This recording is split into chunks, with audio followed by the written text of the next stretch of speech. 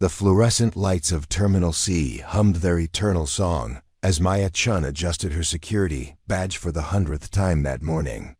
6 years of checking IDs, scanning bags, and watching travelers rush past had worn the edges of her name tag smooth, but the weight of what lay beneath that simple plastic rectangle remained as heavy as the day she'd first clipped it on. Preparing and narrating this type of story took us long efforts and hard work. So if you are enjoying the story, please consider subscribing to our channel. "Chen, you're on gate 12 today," Supervisor Rodriguez called out, his voice cutting through the pre-dawn stillness of the security checkpoint.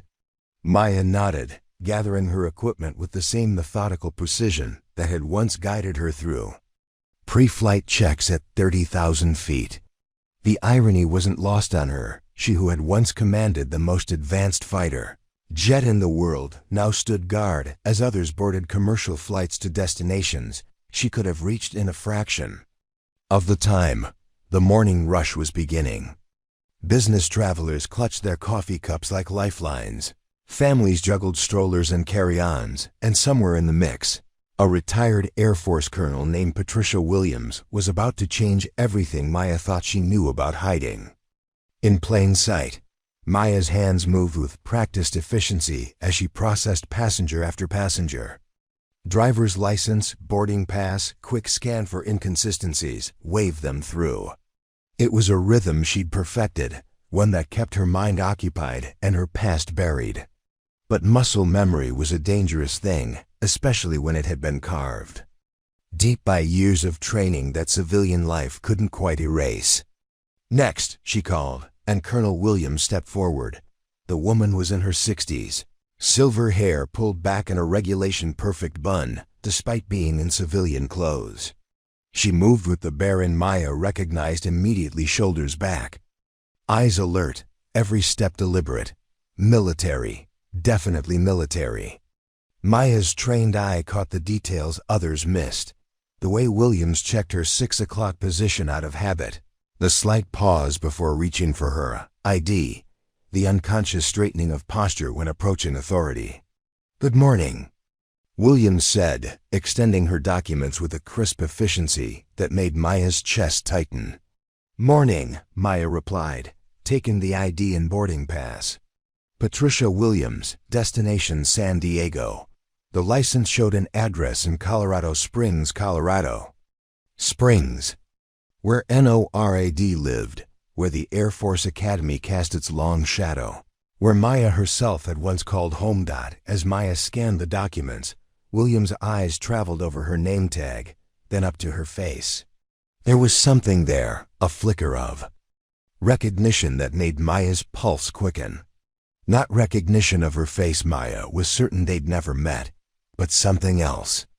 Something deeper. "Thank you, Ms. Chen," Williams said as Maya handed back the documents, but she didn't move on immediately. Instead, she studied Maya's face with the intensity of someone working through a complex equation. "You have excellent posture for security work." The comment was casual, conversational, but it landed like a punch to Maya's solar plexus. Excellent posture. She'd heard those exact words before, in a different life, when a different colonel had commended her stance during flight briefings. Maya forced her expression to remain neutral. "Thank you, ma'am. Have a safe flight." Williams nodded and moved toward the gate, but not before Maya caught the slight smile playing at the corner of her mouth. It was the smile of someone who just solved a puzzle. The rest of Maya's shift passed in a haze. Her hands continued their work, but her mind was spinning through possibilities, through the careful walls she'd built around her former life. Nobody knew, nobody could know. The paperwork had been sealed, the records classified. Her transition to civilian life handled through channels so discreet, they might as well have been invisible.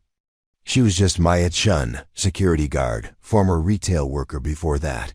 Completely unremarkable in every official way that mattered. But posture was hard to fake, and apparently impossible to completely hide. Maya's apartment that evening felt smaller than usual. The one-bedroom unit in a complex that had seen better decades was a far cry from base housing, but it was hers, and more importantly, it was anonymous. She heated leftover Chinese takeout in the microwave and tried to push Colonel Williams from her mind, but the woman's knowing look lingered like smoke. The photo sat in Maya's dresser drawer, buried under winter sweaters she rarely needed in Nevada's climate. She hadn't looked at it in months, maybe longer, but tonight it called to her with gravitational force. The picture showed a younger Maya in full flight gear, helmet tucked under one arm, standing beside an F-22 Raptor that gleamed like deadly. Poetry in the hangar lights. Painted on the nose in crisp black letters was her call sign, Phoenix. Captain Maya Phoenix, Chen, 422nd Test and Evaluation Squadron. She'd earned that call sign during her third week of training when she'd managed to recover from a near-fatal spin that should have ended her career began. Rising from the ashes of that mistake, her instructor had said, and the name stuck. For 8 years she'd been Phoenix. For 6 years since, she'd been nobody. The transition hadn't been voluntary, not really. The official paperwork called it early separation for personal reasons, but Maya knew the truth. The investigation had cleared her of any wrongdoing in the training accident that had cost Lieutenant Sarah Martinez her life, but cleared and forgiven were different things. The families of fallen pilots didn't care about mechanical failures or split-second decisions made in impossible circumstances. They cared that their daughters and sons weren't coming home, and someone had to carry that weight. Maya had volunteered to carry it. Had insisted, actually, when the Air Force offered her continued service with a clean record. Some burdens were too heavy to pass on to others, and Sarah's death was hers to bear. The separation had been quiet, dignified, with full honors and a service record that would make any veteran proud. But honors didn't pay rent, and service records didn't explain employment gaps to civilian employers, who'd never understand why someone would walk away from a career they'd trained their entire life for. The security job had been perfect in its anonymity. Background checks were routine, not invasive. The work was steady, unremarkable, and most importantly, it asked nothing of her except presence and attention. She could hide in plain sight, another face in the vast machinery of airport operations, far enough from the runways that the sound of jet engines was just background noise instead of a daily reminder of everything she'd lost. But hiding required vigilance, and tonight Maya felt exposed in ways she hadn't since those first terrifying weeks of civilian life, when every conversation felt like a potential trap. Colonel Williams had seen something, recognized something, and Maya couldn't shake the feeling that her carefully constructed invisibility was beginning to crack. The next morning brought an unexpected visitor to the security checkpoint. Rodriguez approached Maya's station during the brief lull between the early business travelers and the vacation crowd. His expression unreadable. "Chen, there's someone here to see you. Says she met you yesterday." Maya's blood turned to ice water. "Someone? To see me?" "Yeah, older woman, very military. She's waiting by the office." Colonel Williams stood with the same perfect posture Maya remembered, hands clasped behind her back as she studied the departure board with professional interest. She'd traded yesterday's casual travel clothes for a crisp blazer and slacks that somehow managed to look like a uniform without actually being one. "Miss Chen," Williams said, turning as Maya approached. "Thank you for taking the time to speak with me." "Ma'am, I'm not sure what." "Walk with me," Williams interrupted gently. It wasn't a request. They moved toward the observation area overlooking the tarmac where families often gathered to watch planes taxi and depart. Through the floor-to-ceiling windows, Maya could see ground crews servicing aircraft, their choreographed movements as familiar as breathing. "I spent 32 years in the Air Force," Williams began, her voice carrying the authority of someone accustomed to being heard. "Most of that time in personnel and training coordination. You develop an eye for certain things the way people carry themselves, the way they watch aircraft, the way they unconsciously check exits and assess threats. You have all those habits, Miss Chen. Maya's mouth had gone dry. I don't know what you mean. Williams smiled, not unkindly. Yesterday, when I handed you my documents, you performed a standard security assessment in about 3 seconds. Eyes to hands, brief scan for concealed weapons possibilities, automatic positioning to maintain tactical advantage.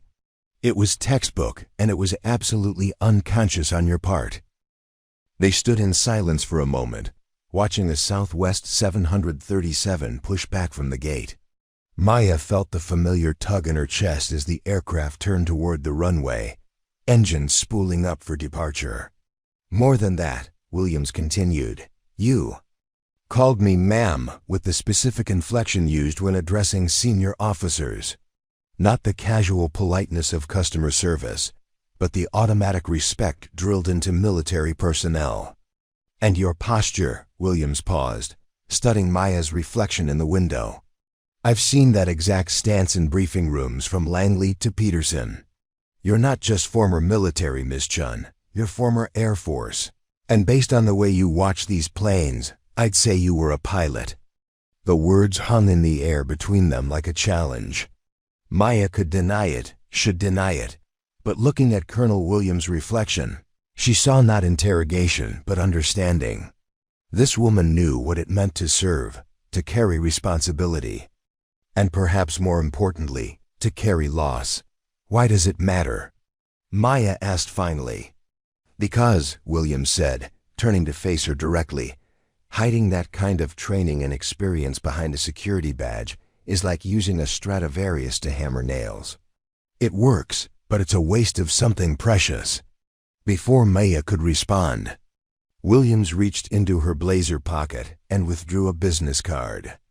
I run a consulting firm that specializes in aviation security for commercial and private clients. We work with airports, airlines, and government contractors to assess vulnerabilities and improve protocols. I could use someone with your background and your eye for detail. Maya stared at the card without taking it. Patricia Williams, President, Meridian Aviation Security Solutions. The Colorado Springs address confirmed what she'd already suspected. You don't even know my background, Maya said. I know enough. The rest we can discuss if you're interested. Williams placed the card on the window ledge between them.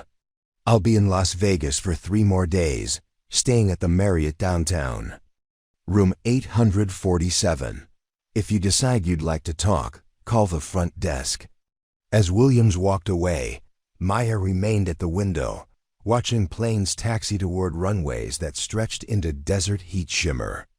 The business card felt radioactive on the ledge beside her, a small piece of cardboard that represented everything she'd been running from, and everything she'd lost.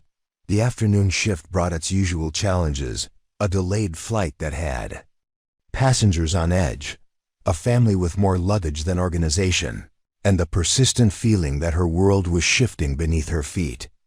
Maya found herself studying every passenger with new awareness, wondering what other secrets people carried, what other carefully constructed identities might be hiding behind unremarkable surfaces.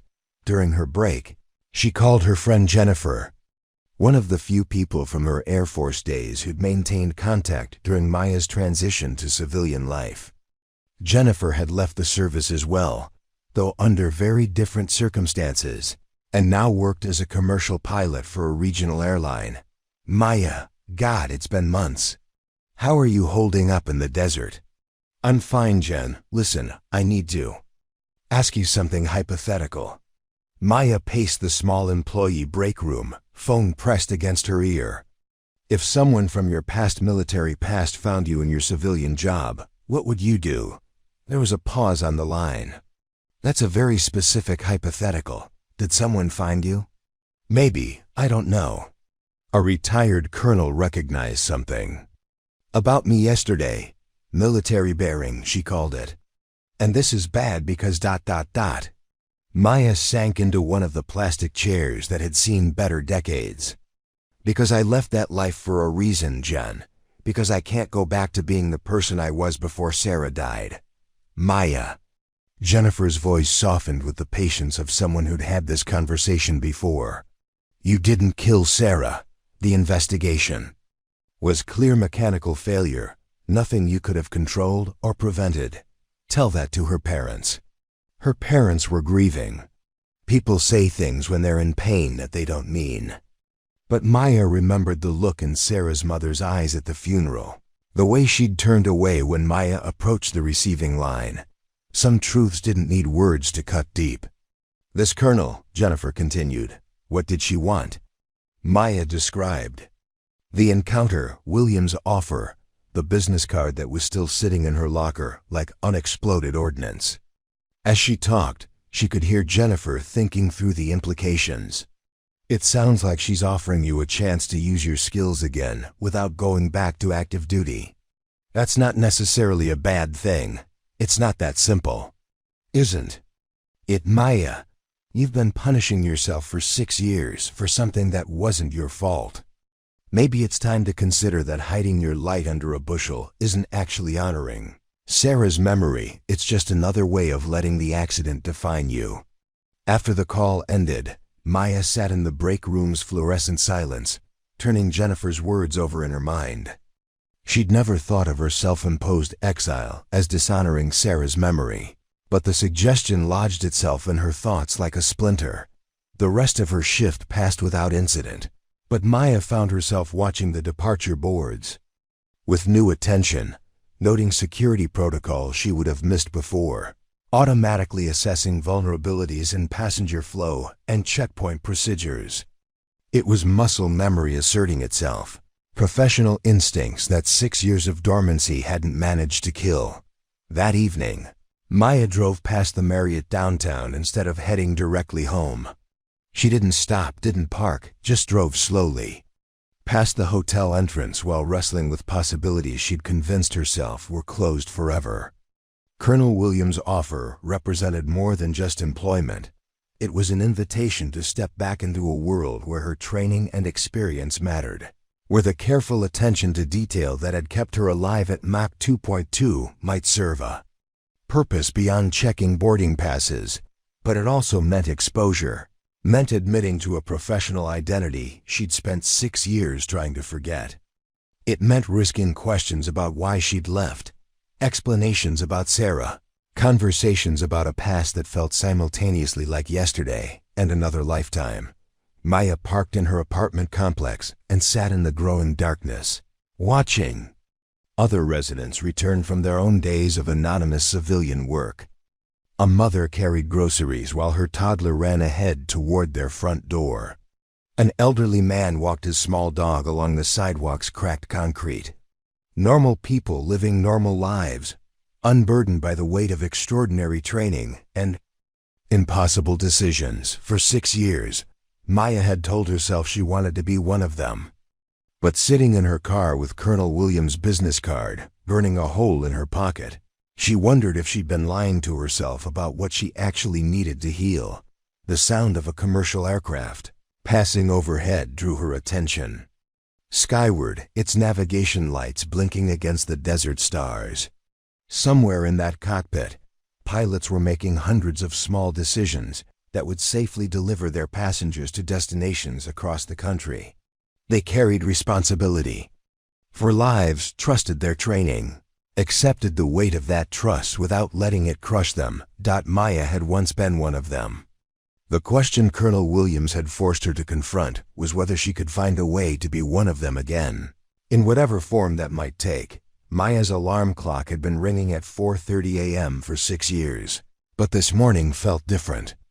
The routine that had once provided comfort now felt like a costume she was tired of wearing. She went through the motions: shower, coffee, the same piece of whole wheat toast with peanut butter she'd eaten every morning since leaving the Air Force, but her mind was already at 30,000 feet, calculating approach vectors to a conversation she wasn't sure she was ready to have. The drive to work took her past Henderson Executive Airport, a small facility that catered to private jets and charter flights. Maya had driven this route thousands of times without giving it Much thought, but today she found herself slowing as a sleek Cessna Citation lifted off the runway. The pilot's technique was clean, professional, the kind of smooth rotation that spoke to years of experience and confidence. Maya felt an unexpected stab of envy watching the aircraft climb into the morning sky dot at McCarran International. Maya's routine felt increasingly surreal. She clocked in, received her assignment, and took her position at the security checkpoint with the same mechanical precision that had governed her life for years. But now every interaction felt like performance art, every next please and security. Screening a reminder of how far she'd fallen from the complexity of her former life. "You seem distracted today," Rodriguez observed during the mid-morning break. He was a good supervisor, former Army himself, with the kind of steady presence that made even the most chaotic shifts manageable. "Everything okay?" Maya poured herself coffee from the break room machine, watching the dark liquid swirl in her cup like a weather pattern viewed from above. "Just thinking about some things, personal things or work things." The question was casual, but Rodriguez had a talent for reading his employees. Maya suspected he'd noticed more about her background than he'd ever let on the way she automatically assessed crowds for threats. Her unconscious habit of positioning herself with clear sight lines to all exits, the professional competence that seemed disproportionate to her official qualifications. "Someone offered me a different job yesterday," she said finally. "Something more aligned with my background." Rodriguez nodded slowly. "The lady with the military bearing who asked to speak with you." Of course he'd noticed. "Yes, you thinking about taking it?" Maya studied her supervisor's face, looking for judgment or concern, but found only professional interest. "I'm not sure I'm qualified anymore. It's been a long time since I worked in that field. Maya, in 5 years of supervising this checkpoint, I've never seen anyone with your situational awareness. You spot potential problems before they develop. You handle difficult passengers like a diplomat, and you maintain protocol under pressure. Better than people with twice your official training." Rodriguez paused, choosing his words carefully. "Whatever field you came from, you're still qualified. The question is whether you're ready to admit it to yourself." The conversation haunted Maya through the rest of her shift. She found herself observing her own behavior with new awareness, the way she automatically memorized passenger faces, the unconscious threat assessments, the professional distance she maintained while still projecting approachable authority. These weren't skills she'd learned from security training manuals. They were instincts carved deep by years of military discipline and life-or-death decision-making. After work, Maya drove to a small diner near her apartment complex, a place that served decent coffee and maintained the kind of atmospheric anonymity she'd grown to appreciate. She ordered her usual grilled cheese sandwich and tomato soup, comfort food that required no complex decisions, and pulled out her phone. The number for the Marriott downtown was easy to find. Dialing it was harder. "Marriott Las Vegas, how may I help you?" "I'd like to leave a message for Patricia Williams in room 847. "One moment, please. I can connect you directly to her voicemail, or would you prefer to speak with her? She's listed as available for calls." Maya's heart rate spiked.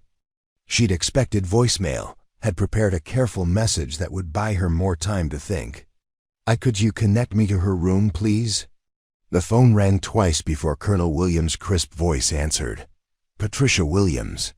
"Colonel Williams.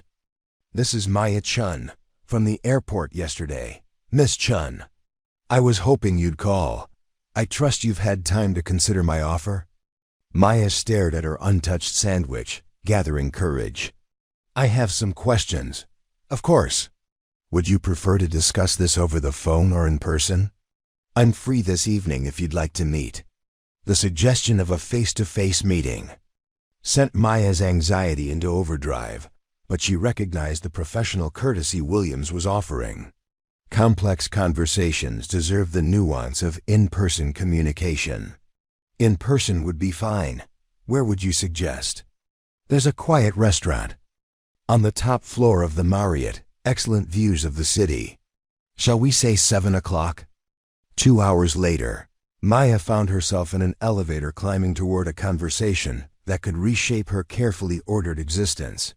She'd changed out of her uniform into civilian clothes, dark slacks, and a blazer that had hung unused in her closet for months, but she still felt exposed, like she was wearing a disguise that fooled nobody. The restaurant was elegant without being ostentatious, the kind of place where business discussions happened over wine and understated entrees. Colonel Williams had secured a corner table with panoramic views of Las Vegas spreading toward the desert mountains. She rose as Maya approached, extending a hand with military precision. "Thank you for coming, Maya. Please sit." Williams had changed as well, trading her afternoon blazer for a more casual button-down shirt, but her bearing remained unmistakably military. She radiated the kind of calm competence that had probably reassured subordinates through decades of service. "I ordered us some appetizers, but please, get whatever you'd like for dinner. This is my treat." Maya ordered a simple pasta dish, more for something to do with her hands than from actual appetite. Williams selected salmon with practiced efficiency, then turned her full attention to Maya with the focus of someone accustomed to important conversations. "You mentioned you had questions." "Several," Maya admitted. "Starting with how you knew I was a pilot," Williams smiled. "Beyond the obvious tells I mentioned yesterday. You track aircraft with your eyes differently than ground personnel do. Most people watch planes as curious objects or potential transportation. You watch them the way someone watches a conversation in a language they speak fluently but rarely get to use. Plus, your reaction to engine sounds is unconscious, but noticeable. You identify aircraft type by sound signature without thinking about it." Maya hadn't realized she was doing any of that, but the observation was unsettlingly accurate. "What else do you think you know?" "I think you left active duty under circumstances that weren't entirely your choice, probably related to an incident that wasn't your fault but felt like your responsibility. I think you've been punishing yourself by taking work that doesn't challenge or fulfill you. And I think you're one of those people who joined the military not just to serve, but because flying felt like the closest thing to a religious calling you'd ever experienced." The words hit like physical blows, each one more accurate than Maya wanted to admit. She took a sip of water to buy time, but Williams waited patiently, apparently comfortable with difficult silences. "You're not wrong," Maya said finally, "about any of it. Tell me about the incident." Maya had rehearsed various versions of this story over the years, sanitized versions for job interviews, abbreviated versions for acquaintances who pressed too hard, therapeutic versions for the V, a counselor she'd seen briefly after her separation. But sitting across from Colonel Williams, she found herself telling the unvarnished truth. "I was training a new pilot, Lieutenant Sarah Martinez. Brilliant aviator, sharp as hell, reminded me of myself when I was coming up. We were running advanced maneuvers in F-22s, practicing air-to-air combat scenarios." Maya paused, the memory as vivid as if it had happened yesterday. Something went wrong with her aircraft's fly-by-wire system during a high G-turn. She lost control, went into an unrecoverable spin. Williams nodded, her expression grave but not shocked. She'd heard stories like this before. "I tried to talk her through recovery procedures, maintained radio contact as long as possible. But at that altitude, with that kind of malfunction ... Maya's voice trailed off. She had maybe 90 seconds from loss of control to impact. Not enough time to troubleshoot, barely enough time to eject. She chose to try to save the aircraft instead of punching out immediately. And the investigation cleared me completely. Mechanical failure, nothing I could have prevented or corrected. Sarah made a split-second decision that any of us might have made in the same situation. But her parents. Maya closed her eyes. Briefly, they needed someone to blame, and I was the instructor. the one who was supposed to bring her home safely. Williams leaned forward slightly. What did they say to you? Her mother told me that Sarah had called home the night before the accident, talking about how excited she was to be learning from someone with my reputation.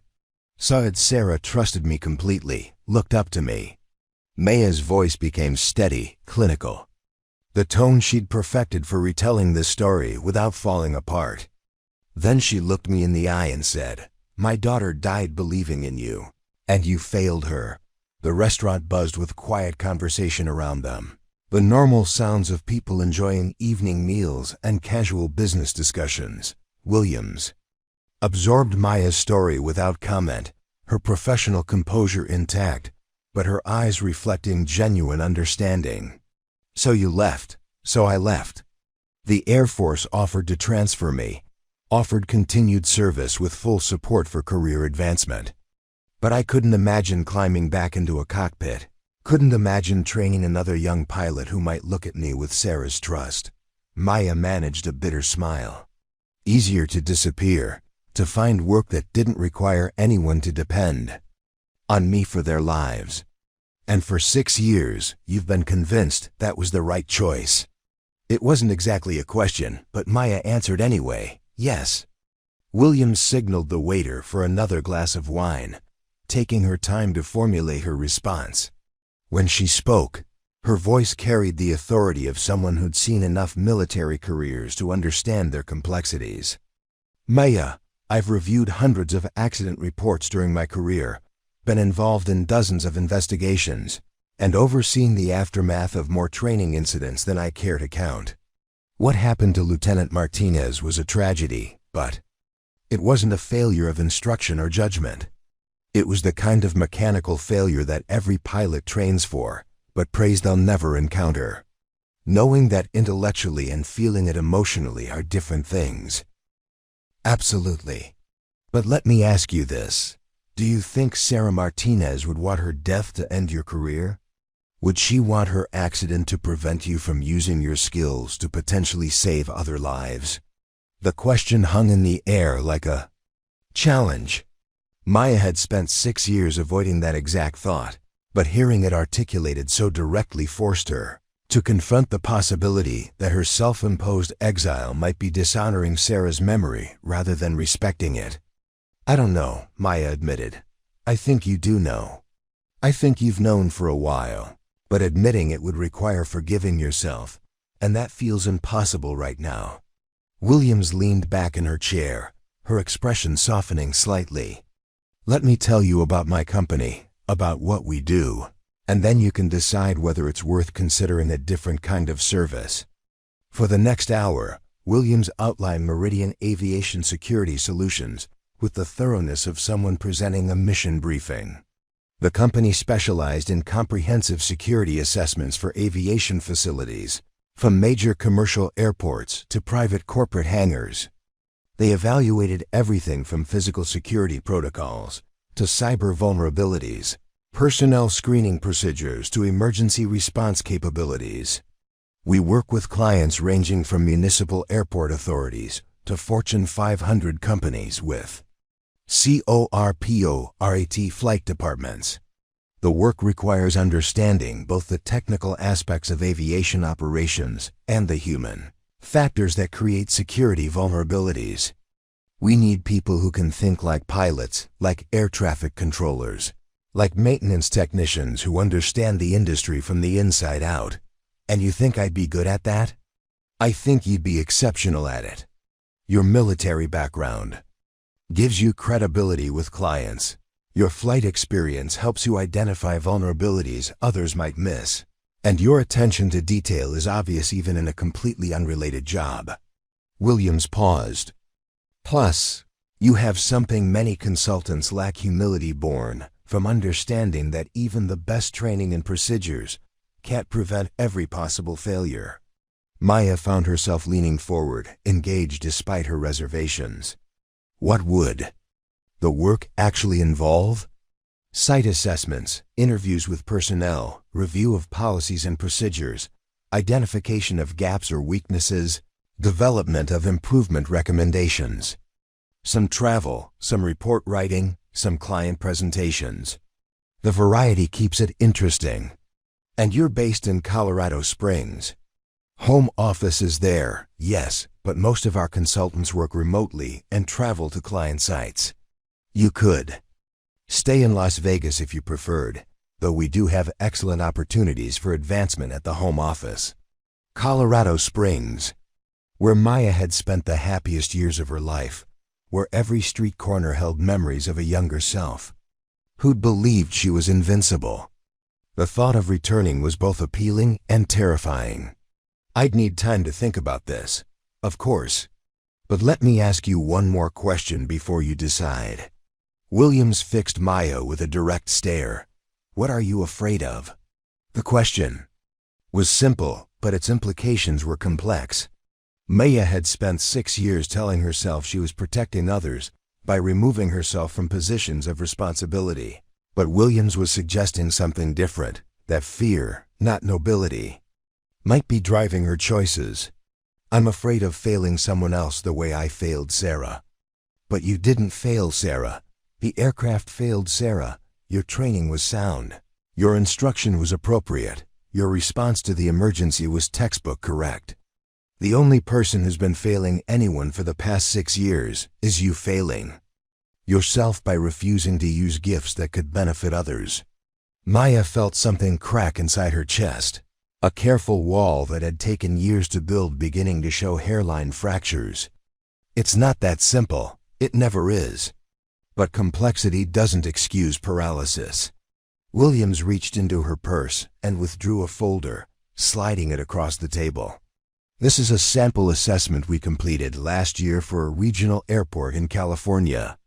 Look it over when you get home. See if the work interests you. If it does, call me. If it doesn't, I'll understand. But I hope you'll continue thinking about what you really want from the next phase of your life. Maya accepted the folder without opening it, feeling its weight like a potential future. Thank you. For dinner, for the opportunity, for understanding. Thank you for trusting me with your story. Whatever you decide, Maya, I hope you know that hiding exceptional capabilities behind ordinary work isn't protecting anyone. It's just another form of waste. The drive home took Maya through the heart of Las Vegas, past casinos and hotels that blazed against the desert night like terrestrial constellations. She'd grown accustomed to the city's 24-hour energy, the way it embraced reinvention and second chances with neon enthusiasm. But tonight, surrounded by people busy becoming different versions of themselves, Maya felt the weight of her own stagnation. Back in her apartment, she spread Williams' sample assessment across her kitchen table and began to read. The document was thorough, professional, and immediately engaging. It analyzed everything from perimeter security to personnel background check procedures, from emergency response protocols to communication systems redundancies. But what struck Maya most was the obvious aviation expertise woven throughout recommendations. That could only come from someone who understood flight operations from the inside out. This wasn't theoretical security work. It was practical application of knowledge she'd spent years acquiring and had been deliberately ignoring. Reading the assessment felt like discovering a bridge between her past expertise and future possibilities, a way to honor her training without risking the direct responsibility that had cost Sarah her life.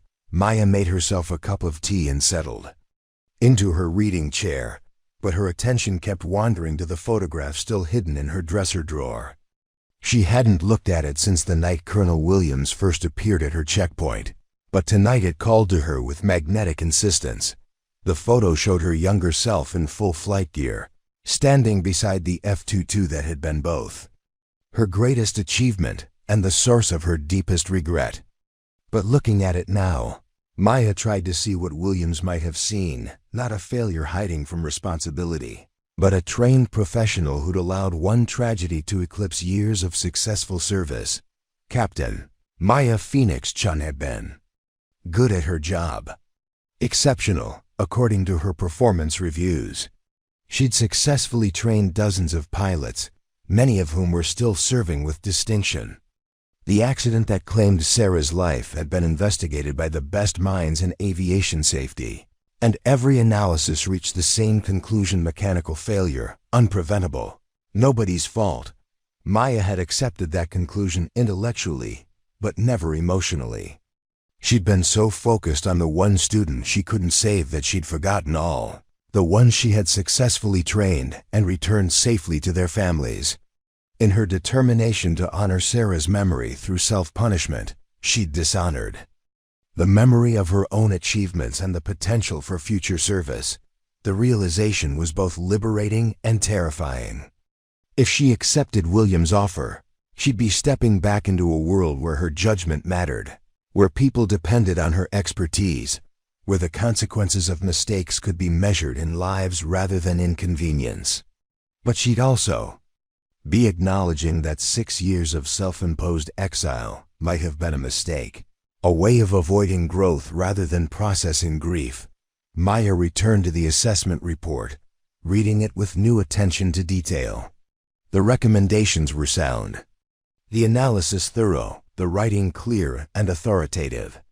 This was work she could do well, work that would challenge her intellectually while allowing her to contribute meaningfully to aviation safety. It wasn't the same as flying, but it honored the same commitment to excellence that had driven her. Military service. By the time she finished reading, dawn was beginning to lighten the eastern sky. Maya had been awake for nearly 24 hours, but her mind felt clearer than it had in years. She had a decision to make, but for the first time since Sarah's death, she felt capable of making it from a place of strength rather than fear.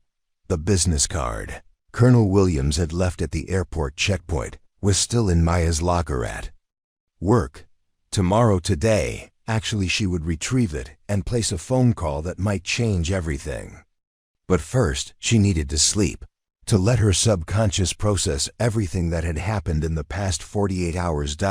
As Maya finally settled into bed, she found herself thinking not about the weight of failure, but about the possibility of redemption. Not the kind of redemption that erased past mistakes, but the kind that transformed them into wisdom, that honored loss by refusing to let it be the end of the story. Outside her bedroom window, she could hear the distant sound of aircraft approaching McCarran International. Pilots and passengers trusting in systems and procedures that had been tested and refined by people who understood that safety required constant vigilance and continuous improvement. Tomorrow, Maya might begin the process of becoming one of those people again, in a new form, but with the same fundamental commitment to bringing people home safely. Maya didn't sleep. Instead, she lay in the pre-dawn darkness, staring at the ceiling while her mind churned through possibilities she'd spent 6 years avoiding. When her alarm finally rang at 4:30 a.m., she was already dressed and making coffee, ready to face whatever came next. The drive to work felt different, charged with potential energy like the moments before a storm. Maya found herself taking inventory of her surroundings with new eyes. The way morning light caught the mountains surrounding Las Vegas, the orderly chaos of aircraft movements at McCarran, the thousands of people who trusted aviation professionals to keep them safe without ever thinking about the complexity involved. At the security checkpoint, Maya retrieved Colonel Williams' business card from her locker and slipped it into her pocket. The small piece of cardstock felt heavier than it should, weighted with implications that extended far beyond a simple career change. "You look different today," Rodriguez observed as Maya took her position at gate 12. More alert. "Just thinking about some things. The job offer?" Maya nodded, surprised by how easily the admission came. "I'm going to call her today, after shift." Rodriguez smiled, the expression of someone who'd been waiting for this moment. "Good, you've been hiding your light under a bushel for too long, Maya. Time to let it shine again." The morning rush brought its usual mix of travelers, but today Maya found herself paying attention to details she'd trained herself to ignore. The family struggling with multiple carry-ons while managing 2 small children, She automatically calculated optimal screening flow to minimize their stress. The businessman whose impatience was creating bottlenecks. She recognized the body language of someone whose schedule anxiety was affecting others. The elderly couple who seemed confused by TSA procedures. She noted the gaps in signage. Instruction that could be improved with better system design. These weren't just observations. They were professional assessments, the kind of systematic analysis that had made her an effective military instructor. Maya realized she'd been unconsciously performing security evaluations for 6 years, but dismissing her insights as irrelevant because they came from someone whose official qualifications didn't match her actual capabilities. Around 10 a.m., everything changed. Maya first noticed the man because of his shoes, expensive Italian leather that had been recently polished to military specifications. The rest of his appearance was carefully casual. Khakis, polo shirt, light jacket that would conceal a shoulder holster if necessary. But his eyes moved like a trained operator's, sweeping the terminal in systematic patterns, cataloging exits and potential threats with the unconscious precision of someone whose life had once depended on such vigilance. He approached Maya's checkpoint. With documents ready, movements efficient but not hurried. When he handed over his ID and boarding pass, Maya felt the familiar electric tingle of recognition, not of the person, but of the type. Military, recently separated, based on the haircut. That was growing out but still regulation short. Special operations, if she had to guess, based on the controlled alertness and the way he positioned himself to maintain visual contact with multiple approach routes. "Good morning," Maya said, accepting his documents. The name on the license. Read Marcus Webb, destination Denver. As she scanned the boarding pass, she noticed his eyes tracking her movements with professional interest. "Morning," Webb replied. His voice carried the flat neutrality of someone trained to avoid memorable impressions. "Busy day?" "About average." Maya handed back his documents, but Webb didn't immediately move on. Instead, he studied her face with the intensity of someone working through a recognition puzzle. "Excuse me," he said, lowering his voice slightly, "but didn't you used to be Air Force?" Maya's heart rate spiked, but her expression remained neutral. "I'm sorry? Captain Chen, right? You were an instructor at Nellis maybe 8 years ago?" "I was Air Force Security Forces, pulled some temporary duty assignments there." Webb's eyes narrowed with concentration. "Actually, no, you were at Edwards first, then Nellis." F-22 program. The world seemed to tilt slightly. Maya had spent 6 years believing her anonymity was complete, that the careful separation from her former life had erased all traces of Captain Maya Phoenix, Chen. But here was someone from her past, someone whose memories could unravel everything she'd built. "I think you have me confused with someone else," Maya said carefully. "Have a safe flight." Webb studied her for another moment, then nodded slowly. "Maybe so. Sorry for the confusion." But as he walked toward his gate, Maya caught the slight smile playing at the corner of his mouth. He knew exactly who she was. The rest of Maya's shift passed in a haze of anxiety. Every passenger seemed potentially threatening. Every conversation felt like it might contain hidden recognition. She found herself constantly checking over her shoulder, automatically assessing escape routes and defensive positions reactions she hadn't experienced since her first weeks of civilian life. During her lunch break, Maya retreated to the employee parking garage and called the Marriott downtown. "Colonel Williams' room, please. 1 moment." The phone rang twice before Williams answered. "Patricia Williams." "Colonel, it's Maya Chen. Is your offer still open?" There was a pause, then Williams' voice warmed with satisfaction. "Of course it is. Have you made a decision?" "Someone recognized me today. Someone from my Air Force days. My cover is blown." "Maya, you don't have a cover. You have a past, and there's a difference." "What exactly happened?" Maya described the encounter with Webb, the recognition in his eyes, the growing certainty that her carefully constructed invisibility was crumbling. As she talked, she realized how paranoid she sounded, how the 6 years of hiding had distorted her perspective on normal human interaction. "Let me ask you something," Williams said when Maya finished. "What's the worst thing that could happen if people knew about your military background?" The question was simple, but Maya found herself struggling to answer. What was she afraid of? That people would ask questions about why she left? That they might discover the accident? That someone might expect more from her than she was prepared to give? "I don't know," she admitted finally. "Then let's find out. I'd like to offer you a trial position with Meridian, starting immediately. We have a small assessment project here in Las Vegas Henderson Executive Airport wants a security review. Perfect opportunity for you to test whether this work appeals to you, and for me to evaluate your capabilities. I haven't resigned from my current job. Take some personal time. If the trial works out, you can make the transition. If it doesn't, you go back to your current position with no harm done." Maya stared across the parking garage at the terminal building where she'd spent 6 years of her life in professional limbo. The building looked smaller from this distance, less imposing than it felt from inside. She thought about Rodriguez's observation that morning, about hiding her light under a bushel, about the possibility that fear had been masquerading as prudence for far too long. "What would I need to do?" "Meet me at Henderson Executive tomorrow morning at 8 a.m. Wear business attire and bring a notepad. I'll brief you on the assessment parameters and introduce you to the airport manager. After that, we spend 2 days identifying security vulnerabilities and developing recommendations.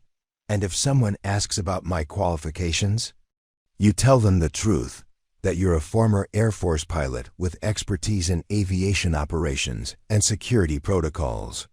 Maya, your background isn't a liability. It's the reason you're qualified for this work."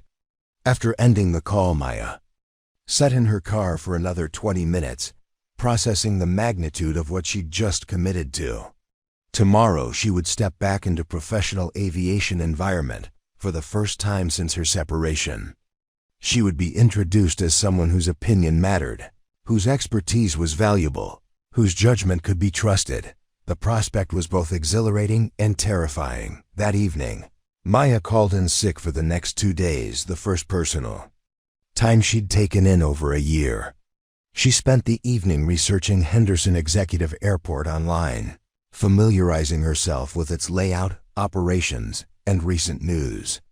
The facility was smaller than McCarran, but handled significant corporate and private aviation traffic, with the kind of security challenges that would require both technical knowledge and operational understanding. Maya also spent time reviewing her own military records, documents she'd avoided looking at for years.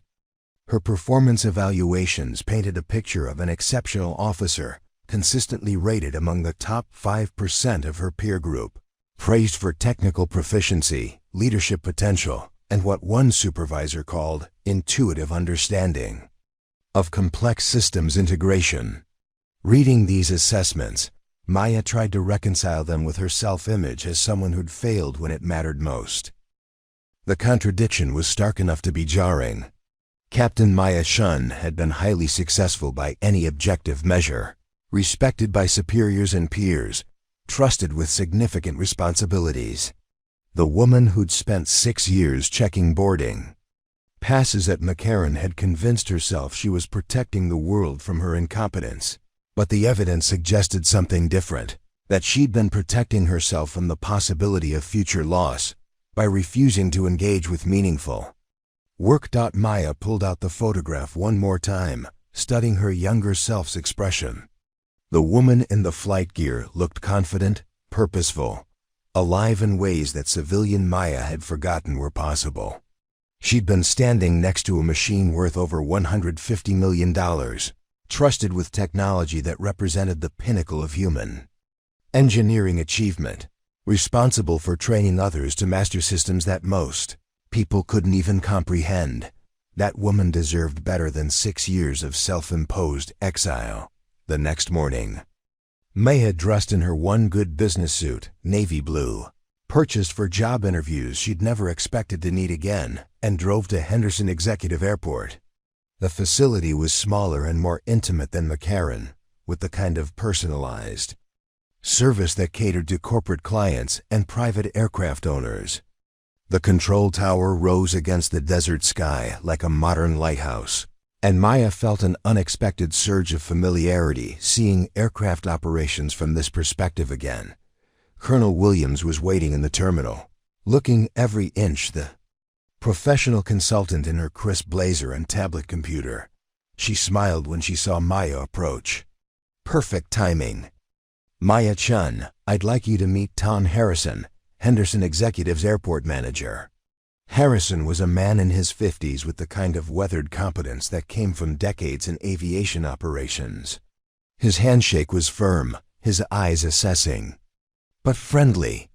Colonel Williams tells me you have extensive aviation background, Harrison said. We're looking forward to your assessment of our security protocols. Thank you for the opportunity, Maya replied, surprised by how easily professional language returned to her vocabulary. Tom, why don't you give us a brief overview of current operations? Then we can begin our evaluation, Williams suggested. For the next hour, Harrison walked them through Henderson Executive's facilities, explaining everything from passenger screening procedures to aircraft servicing protocols. Maya found herself asking questions that surprised even her technical inquiries about fuel storage security, personnel access controls, communication systems redundancies.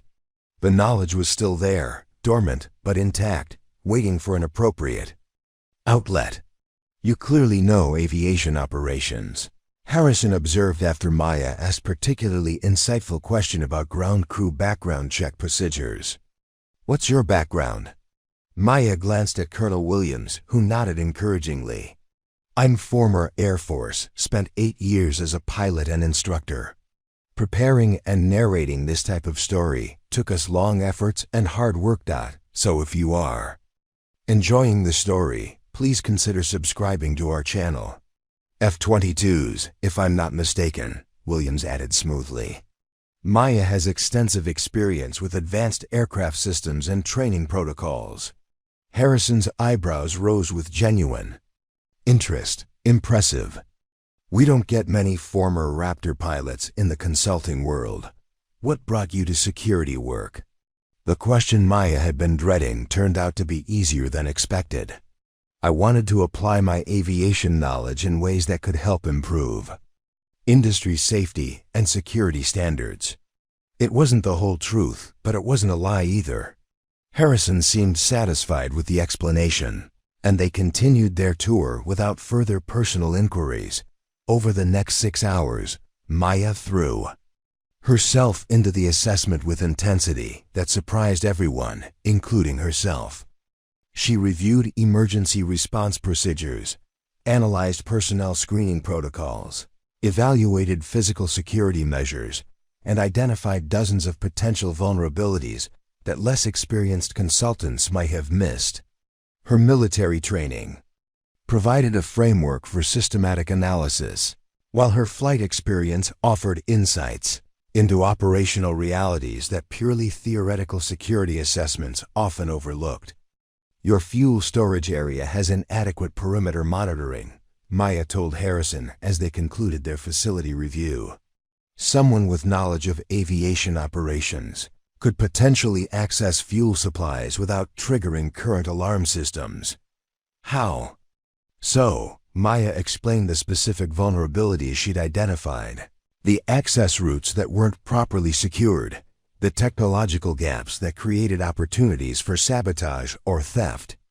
Her analysis was detailed, professional, and clearly valuable. Harrison took notes and asked follow-up questions that demonstrated genuine concern. We'll definitely need to address these issues, Harrison said. When will we have your full written assessment? By the end of the week, Williams promised. Maya will be handling the technical analysis and recommendations. As they walked back to the terminal, Williams turned to Maya with obvious satisfaction. How did that feel? Maya considered the question seriously. For the first time in 6 years, she'd spent an entire day using her professional training for its intended purpose. She'd identified real problems, developed practical solutions, contributed meaningfully to aviation security. The work had been engaging, challenging, and personally fulfilling in ways she'd almost forgotten were possible. It felt right, she admitted. Good. Because you were exceptional today. The level of detail in your analysis, the practical application of technical knowledge, the professional way you handled Harrison's questions, that's exactly the kind of consulting work our clients need. They were walking past the flight line, where several corporate jets sat on the tarmac like sleeping predators. Maya found herself automatically identifying aircraft types, noting maintenance indicators, observing ground crew procedures with the unconscious expertise of someone for whom aviation was a native language. Colonel Williams? Patricia, please.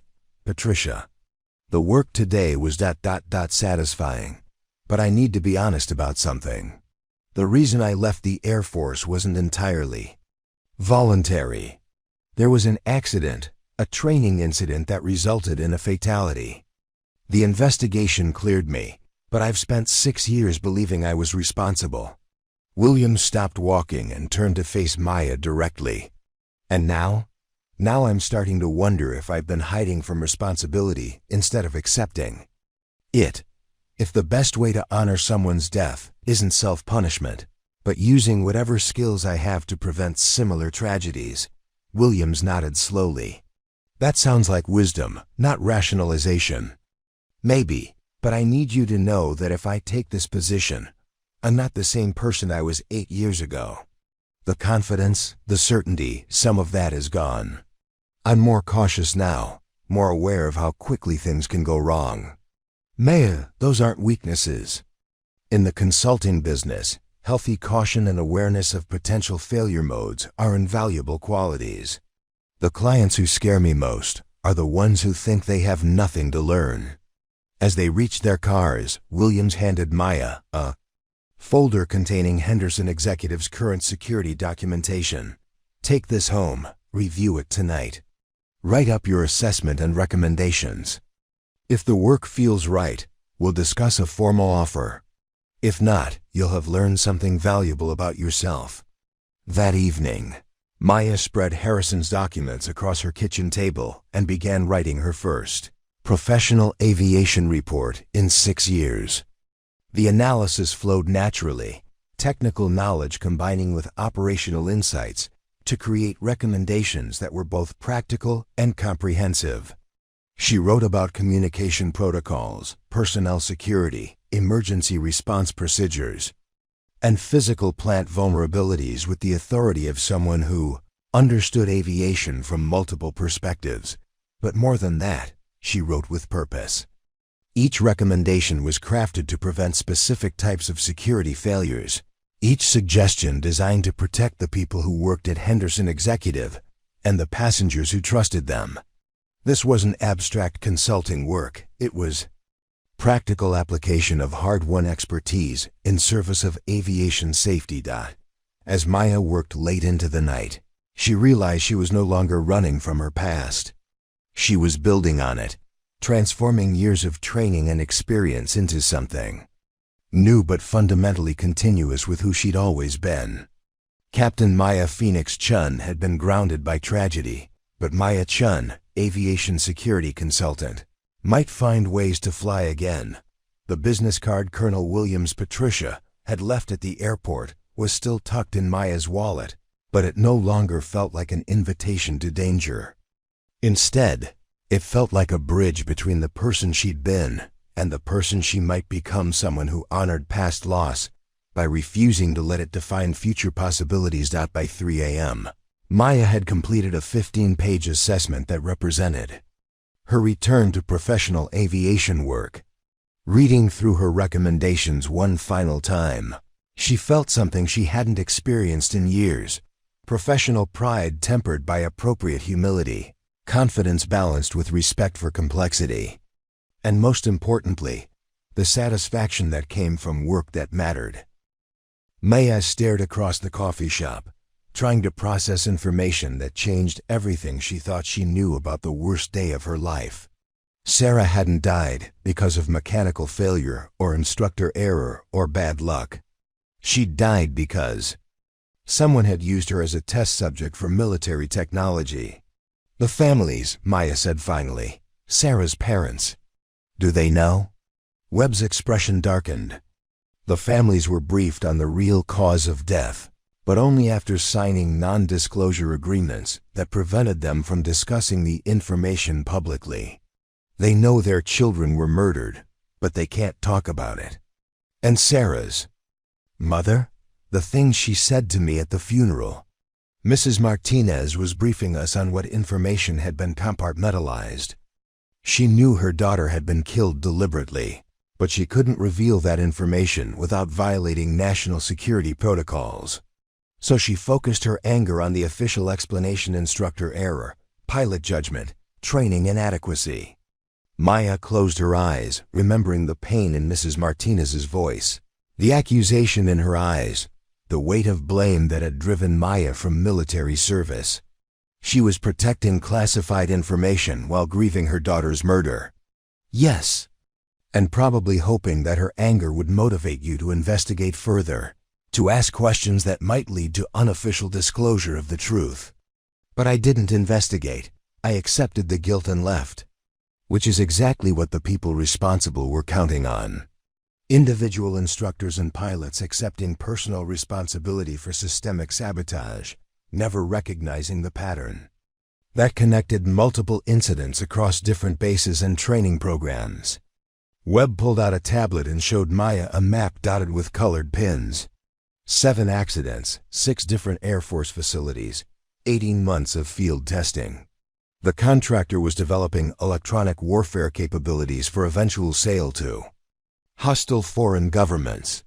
Maya studied the map, recognizing several of the locations. These were all training flights? Training flights with experienced instructors and promising young pilots.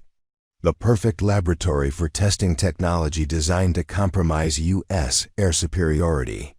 Webb's voice carried barely controlled anger. Your student wasn't the only exceptional pilot who died during this period. The contractor specifically targeted our best and brightest. Where is this person now? Serving a life sentence in a federal facility that doesn't officially exist. But the damage was done. 7 of our finest young aviators dead.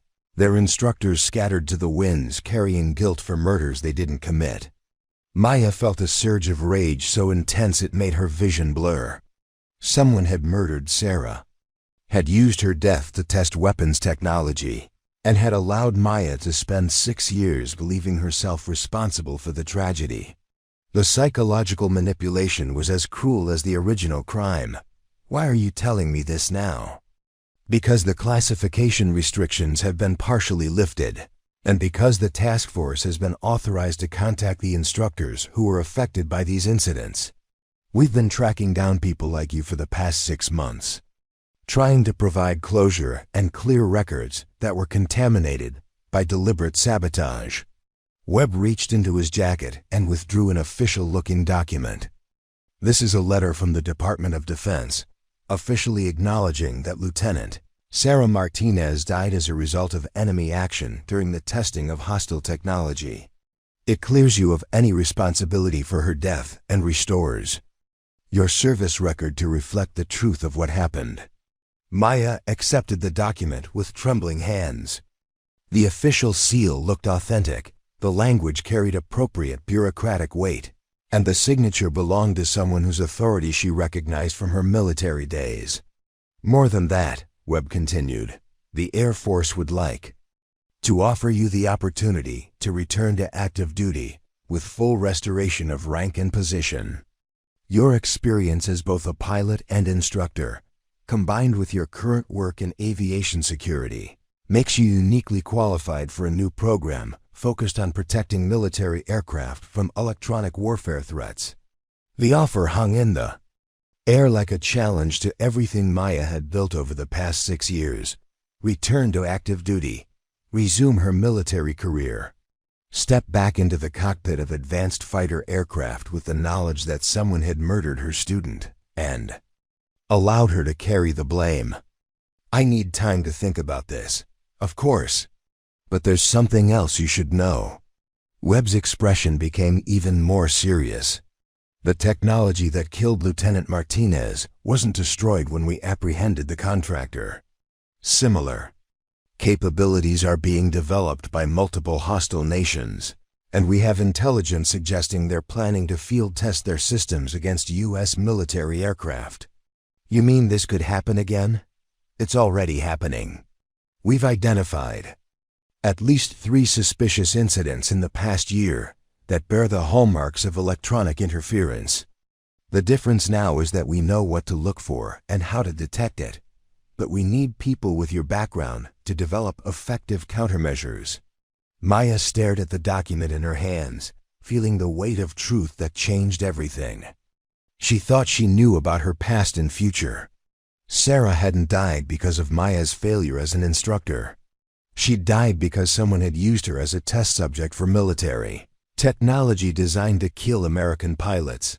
The guilt Maya had carried for 6 years wasn't appropriate. It was exactly what the enemy had wanted her to feel. The self-imposed exile, the abandonment of her military career, the years of hiding behind meaningless civilian work, all of it had been manipulation as effective as the technology that had killed Sarah. The other instructors, Maya said. The ones from the other incidents, have you contacted them? 3 have returned to active duty. 2 accepted positions in related civilian fields. 1 was killed in a car accident that we're still investigating. Webb's expression darkened.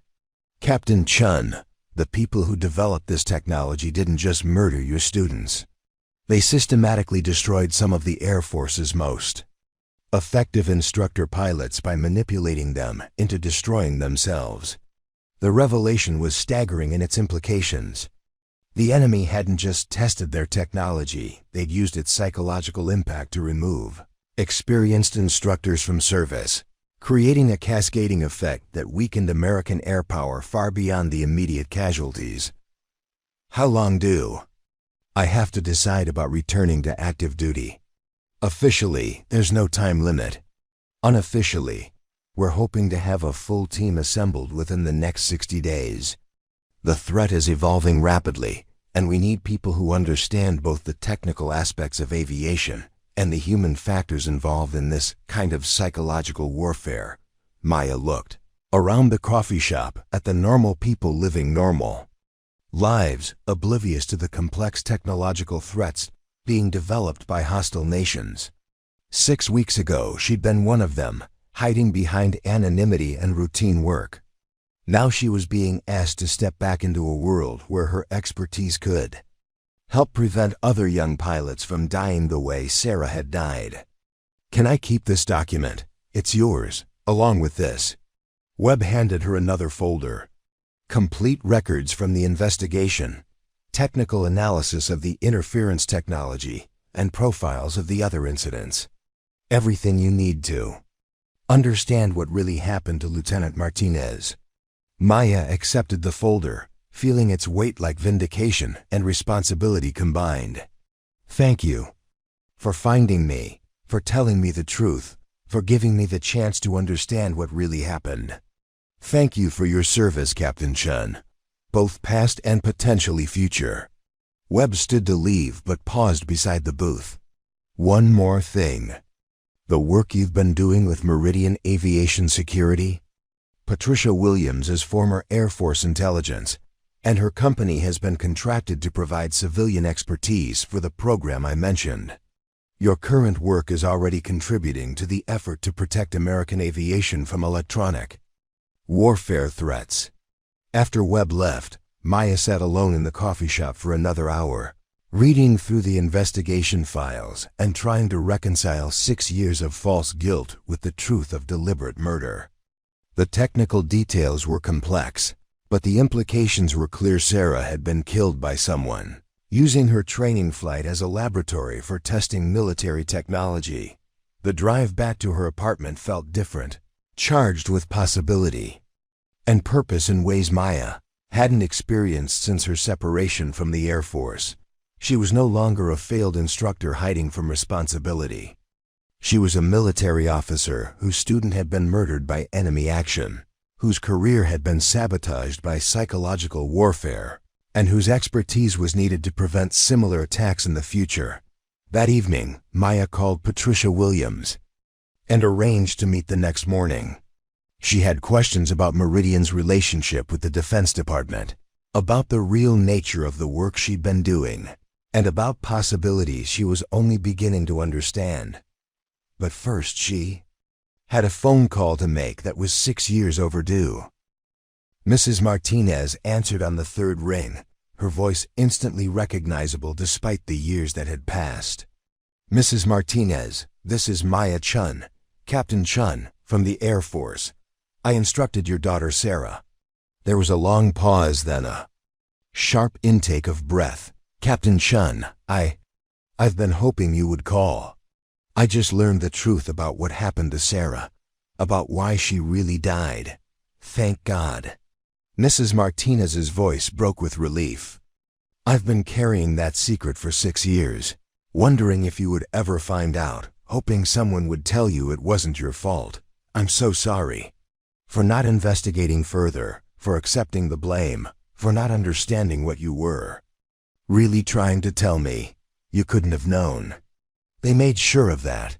But Sarah would be proud of how you've honored her memory, even while carrying guilt that was never yours to bear." They talked for another 30 minutes, Mrs. Martinez sharing details about the classified briefing she'd received, about the non-disclosure agreement that had prevented her from revealing the truth, about the years of watching Maya blame herself for something she hadn't caused. "What will you do now?"